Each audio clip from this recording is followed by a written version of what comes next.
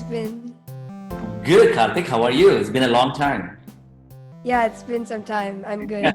Um, what started everything? How did you guys meet?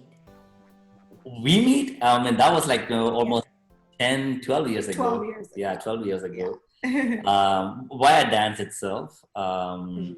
So she was performing with some of the actors from India when they came to US for tour. And I was working in New Jersey. So one of the artists, I taught them back in India. So he invited me to come and watch his show.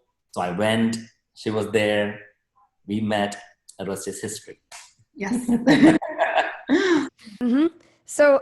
How did you start magic? Magic, that was, oh man, back in India. So I was born and raised in India. And then when I was around 7, 8 years old, so there is an institution called Bal Bhavan in India. I'm from Kerala, so there is a small place like in India itself, it's called Kerala. I'm sure that you know it. So there's called a Bal Bhavan, so wherein they teach a lot of arts. So it's in one place. It's a shopping mall kind of a thing for artists. You can go and pick up anything that you want and then learn it through the summer and through school year and all that stuff. So I was interested. I went there. I mean, my parents put me in there for the summer, and then magic was one of the things that I picked up. And then since so up to when I was 6 or 7 years old, I started. Then up till 15 years, I was learning magic from there. So yeah, so I was performing after like a couple of years. I started performing. Then I did a lot of stages and everything stuff. Yeah, you So went around the world actually doing magic and stuff. So yeah, he was performing. Now we do major illusions for our dance, but back in those days he was doing more hand tricks and things like that, right? So, yeah, and so when we got married and we started the dance school and all those stuff, then she came up with this idea, Bollywood is everywhere, but we can do magic as well. So why not infuse, as the name says, infuse Yeah. magic and dance together, Bollywood dance together. I think we are the only one in the world who does that. That's a good thing. So, yeah. so So over the years, we first started with some, a smaller illusions, and then every year we try to do something a little different, a little more dangerous, a little more creative and stuff. So yeah, it's been fun. it's been fun, yeah. And what started everything on the dance side? How did you guys start dancing? I'm sure this is individual for each of you, right? Yeah, so yeah. So my mom said I started dancing as soon as I started walking, and I was Wow. in dance classes. I think I did ballet and tap when I was 1 and 2, around that age, and then starting 5 years old, I was in Bharatanatyam, and then I just continued doing like modern and Bharatanatyam and hip hop. I just kept adding different styles of dance as I got older, but yeah, that's kind of where my background started. And then Bollywood, when I went to New York for college, is when I really learned how, what exactly Bollywood is, how big it is, the different styles, working with artists and all that stuff. I was able to work under a really amazing choreographer in New York, Anil Divakar, and I was able to really see how he does things, run schools, do shows, concerts, music videos. So that's kind of how everything started. So she never walked. She directly went to dancing. Yes. So I mean that's the same case for our son as well. So he wants to dance first, then walking or running. Yes. So for me, I started dancing very late. I mean, my mom is a dance teacher. My sister is a dancer. And she's a dance teacher in New York as well.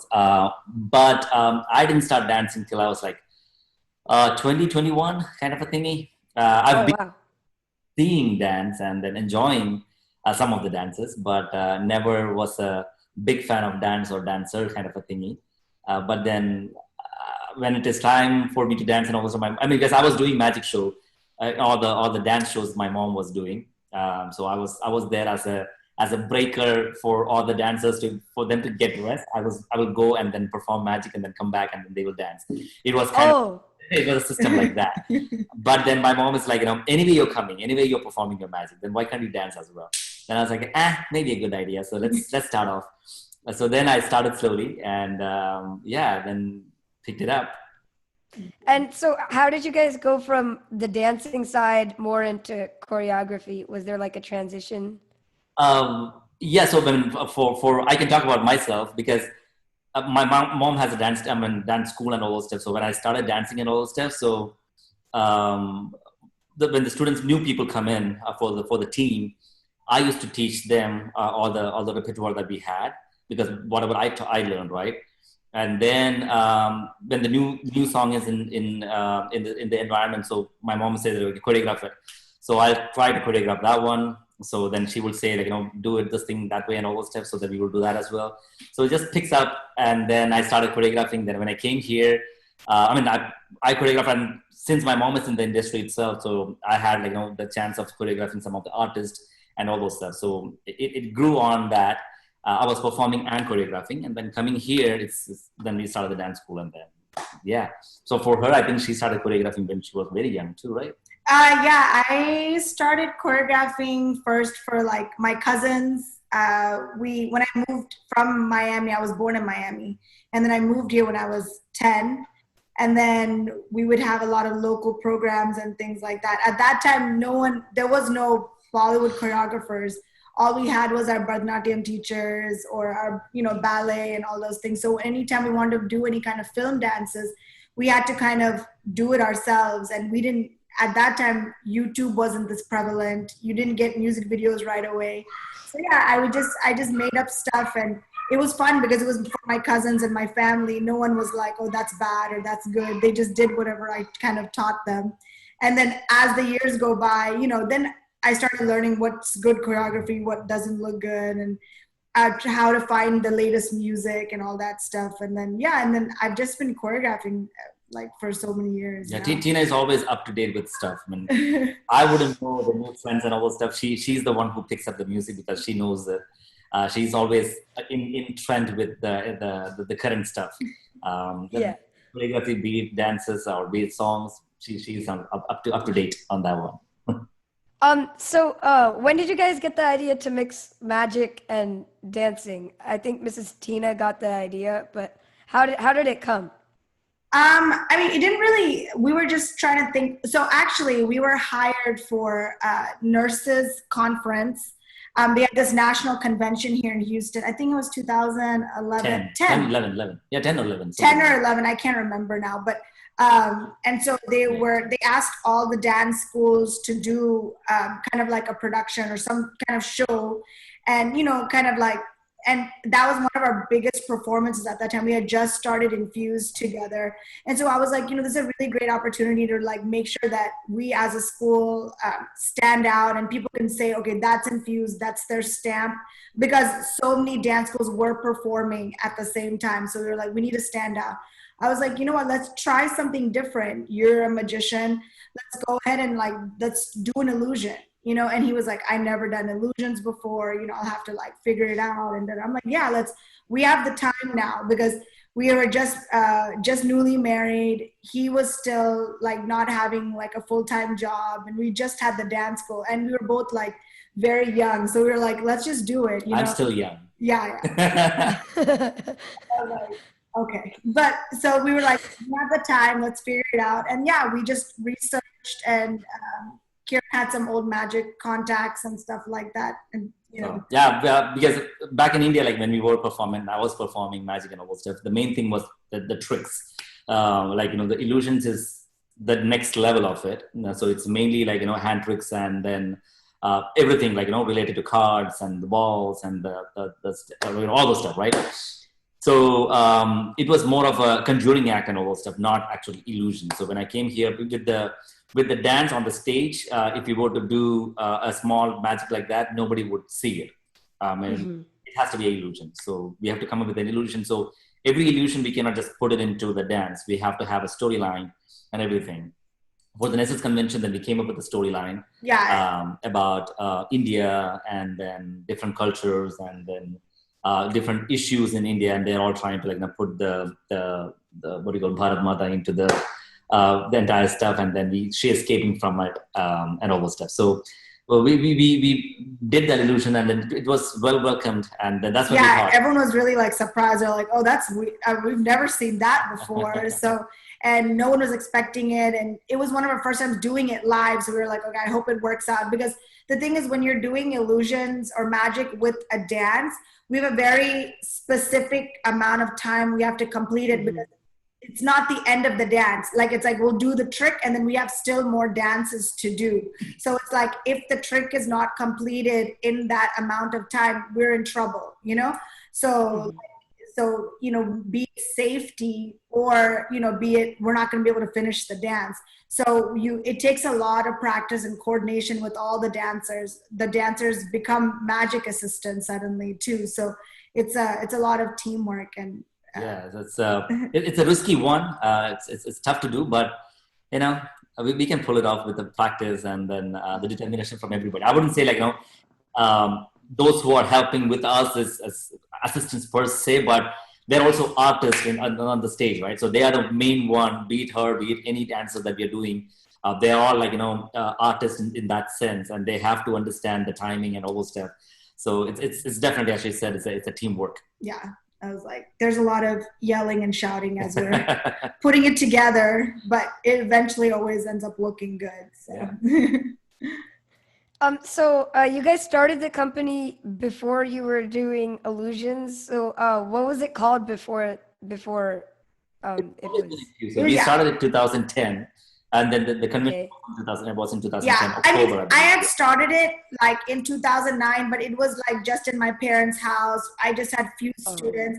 And I had like a team. We were doing college competitions in 2009, and then but we weren't like officially set on, are we going to do this like as an actual big dance school, get a space, a studio, and do it officially. We weren't planning at that time. We were just like, I was just like, I need a name for the dance school. What do you think? And we just kind of came up with it, because we always knew that we wanted to do an infusion of styles, and infusion of, a lot of different things. And eventually we wanted to have a lot of other amazing teachers and artists under us, that can show their talent too. And that's why we called it Infused. So. And back in 2012, we got a student. He was like maybe 3 or 4 years old. And then he had a very good, talent in the rhythm and all. So we always talk about that rhythm and all stuff. And then he grew up to interview us today. Yeah. So who could it be? Who could it be? I don't know. I don't know. So why did you guys decide to put up a dance school? What was the motive, and what was the inspiration behind that? The main motive is that, up here, I've seen so far is that when we first started the dance school and also when we first came here, she always wanted to have a dance school, because that's what she learned and that's her passion is. And I happen to be a dancer, so then she said that she really want to put the Indian culture out there, and then there isn't a actual Bollywood per se, a dance school where we are. And then she really wanted to have that one. And then I also thought okay, fine. So because from India to here, I haven't seen that culture shift, wherein there aren't much dance schools here. Whoever is doing the dance, it's not actually, they say Bollywood, but it's not really Bollywood. So we thought why to create our own space and then put the Bollywood out there. And so when they come for the dance class, it's not just that we are teaching dance, we are also teaching them the Indian culture too, right? So Bollywood is part of India, and then we are teaching the culture. And we both are Indians, and then we love to do the spread the word of and spread the culture per se. So that's the main thing.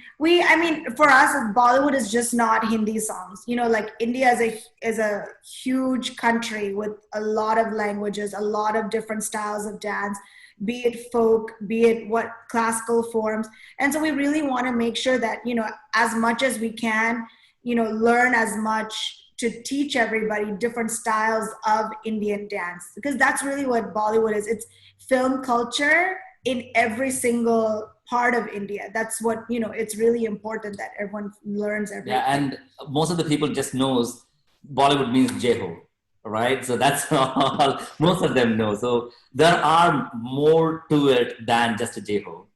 So that's what we wanted to show them. Like there is not just slums. There is like, high end, like, the hip hop dances and high end, like, very, very colorful and things like that. And a lot of my friends, they only knew about Jeho and then those kind of movies. So I told them, like, more colorful movies and all those stuff. So they were like, oh, we never knew that this exists in Bollywood. I said, yeah, you should watch more of those. And now, how do you guys manage all your locations, all your dance studios, and As of now, during the COVID time, it's all online. Yeah. right? We've just It's shifted much everything. easier Yeah. to manage, but it's much tougher to teach because we're actually have to, like I was talking to you earlier, right? So like when we teach at the studio, like, we teach and then they practice and all those stuff. But now every single person has to be taught separately. Like, we have like, 15 or 20 students in the class. We have to look at every single person and make sure that they have the right, the steps in order to, like, keep it up and all those stuff. And then we ourselves dance and record each step and then send it to them. So it's like more work from our side as teacher side. And then students like it as well because they are at the comfort of their house. Yeah, they can just roll up out of bed. And, oh, I'm ready for dance class. Yeah. Like it's convenient for them. But teaching it virtually, it's like not just us looking at every single person, because we do that at the studio too. But it's like we have to turn and face to the front, then to the right, to the left, to the back, so they can see what it looks like in a 360 way. Because everyone learns it so differently. And when you're in person, it's so much easier to learn anything. On a screen, you're like, I don't understand exactly. So then we have to like turn and do it this way, then this way. Then we do a close up on our feet. Then we do a close up on our face. It's like we're doing 100 angles to teach like 3 steps. But, I think though, this way they're learning it. Like we're working more on technique now because we are not actually prepping. We're one of the few dance schools that we encourage shows. We take our students for every single show. So every month or so, they would be performing. So we're always prepping them for shows. Now we're not doing that. We're prepping them to take videos or, something, or social media. So it's like, we're like trying to show them your face is important. This is important. How to focus on small things that we're not able to do because we're like, okay, we have to prep for this show, then that show and all that stuff. So I think the kids are learning actually a lot more like finite details this way. So that's why, like, we're going to keep this virtual thing going even after the COVID time. Yeah, for sure. So that whoever wants to pick it up, like, there are people from other parts of Texas who is joining who normally wouldn't be able to, like, drive up to the studio. So we're going to keep it up for them so that they can come and join or whatever. Yeah. And how would somebody be part of your dance company? Like, can anybody who is qualified, like, can any age who's qualified just apply? Like, what are some of the requirements? Qualified, as you said, qualified is the main thing. Because dance company is one of the, because when before the COVID time, they have shows or we have shows every single week. So dance company is always prepping for a show. They're never just learning dance for just for fun. It's always for a show, right? So we have that much of a demand as a dance company that they should be available. They should be picking up stuff very fast. They should be talented. And multiple styles. Like Yes. we get asked to do like a rainbow of things. Like we've had to do ballroom and salsa and contemporary, and then we have to be in music videos. Like they literally have to be able to do everything. So that's why we say you don't have to be an Indian dancer. Like any dancer from any background, ethnicity, whatever style you have, if you're somebody that's wanting to learn, that's who we want to be on Dance Company, because you have to really love dancing and learning styles and being available for shows, because that is what we're doing all the time. And then even for the normal classes as well, because we encourage everybody to come and participate, just at least one class, and see how it goes for them. It doesn't have to be the Indian itself. But if you love to know, there are a lot of non-Indians who learn dance from us, and then I ask them once in a while, are you understanding the music? They're like, what is there to understand? They know the beat. I was like, yeah, it's fine. It's fun to learn the dance and all those stuff. So it's both ways, because we love to do hip hop and all those stuff, because it's not because we know every single lyric that they're saying or anything like that. We can do it. So it's dancing doesn't have a language barrier. Music doesn't have it either. The same way. So that as an art form doesn't have a language barrier or the region barrier. Yeah. And did you guys ever do any performances that were super memorable? Like, what's your favorite performance that you remember doing? Um, Ah, a lot of them, man. yeah, there's a lot. I think we were the very first time we got to do our Rockets halftime. And it was really, we never thought that we would get the opportunity to do that. You know, I remember we had gone for a game in, I think, 2011. And we were like, and we, one of my cousins gave us floor seats. So we were like sitting on the floor watching the game. And me and Karen were like, next year we're going to be here performing. No, I don't know how, but it's going to happen. We're going to make it happen. And it did happen. It did. Yeah. And it was really like, it was super memorable. We were like, all the Bollywood blasts. Yeah. Every Bollywood blast. Like performing at Miller Outdoor Theater is one of the best experiences. It gives you like chills to perform at Miller Outdoor Theater. It's, I don't know what it is. It's just, it's magical. So that's there. Of course, thanks to Datnandi for that. Then yeah, the Rockets halftime, Bollywood blast. Then the music videos that we did. And we got to do Govinda concert. Yes, that Govinda. was. So that's growing up. Govinda is like, amazing actor, of course, and he's a great dancer. He used to be a dancer before coming to acting. So we get to perform with him on the stage, and then she was dancing with Govinda. Yeah, I was like his partner for a few songs. It was amazing. And we got to practice with them and meet him and his wife. They're like the most amazing, down-to-earth people. It was so fun. Being a Bollywood dance team and dancing with such a legend like Govinda for Bollywood songs, amazing. So that's one of the memorable one. We did a lot of shows like that. I mean, I'm sorry that if I forget some of the shows, but yeah, all these things are memorable. Yeah. What are some things that you guys do besides dance and magic? In the dance? Or like in general, like as hobbies and. I mean, I work with as IT professional for the company Direct Energy, the lighting company. And between that, then the dance, and then I like to act. So theaters or movies or web series or whatever it is, then I like to act. Then yeah, Suya, and so other than that, I don't have much time left.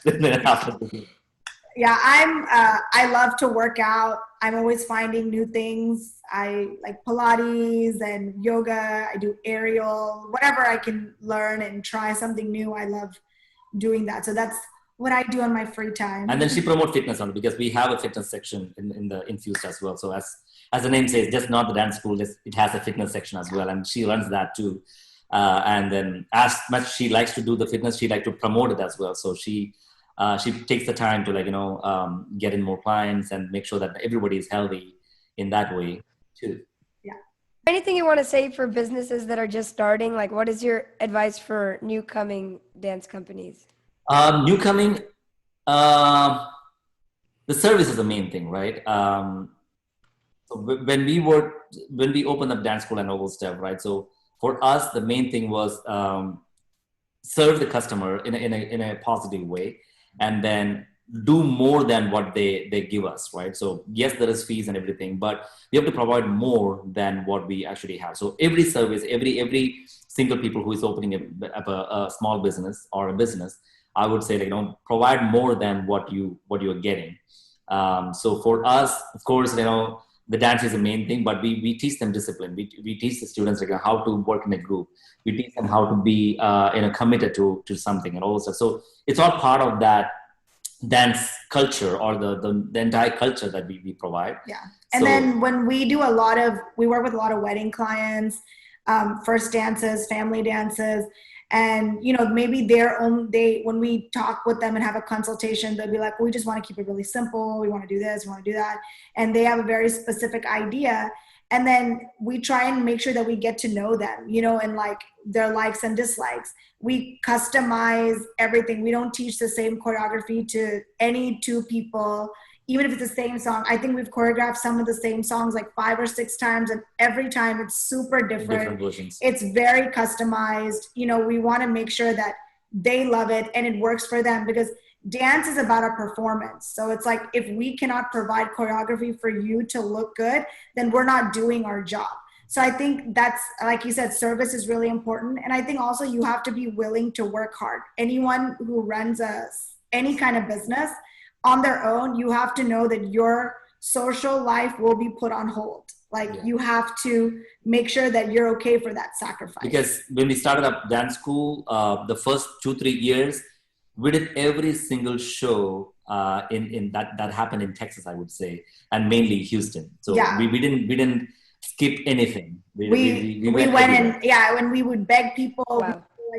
like just so we can make sure that everyone knows us. We used to drive to Dallas every weekend to go teach and then come back the next day to teach here. So you have to be willing to we had gotten married and we never went on a honeymoon for like 2 years because we were like, we need to make sure our business comes first. We can travel anytime. So that's so anyone who's coming new, work hard and work smart, and then do your best service. Thank you guys so much for coming as guests on my podcast. Thank you. Thank you very much, Karthik, for calling us for this one, wonderful one. And then thank you for inviting us. And then for you, like we always loved you from the day that you came for the dance school and all stuff, because the way that you dance and the way you completely behave. It's great to see you grow up and then doing such a big thing. And I hope and pray that you do your best in the rest of the area as well. And kudos to your parents, because they are the one who is encouraging you. And thanks to your parents for sure for supporting you as well. It's really important. I think people don't understand how much parents' value is to kids growing up and helping them to fulfill their dreams and stuff. So kudos to that one as well. And then may God bless you to achieve all the dreams that you have. And thank you again for inviting us for this one. Thank you for coming.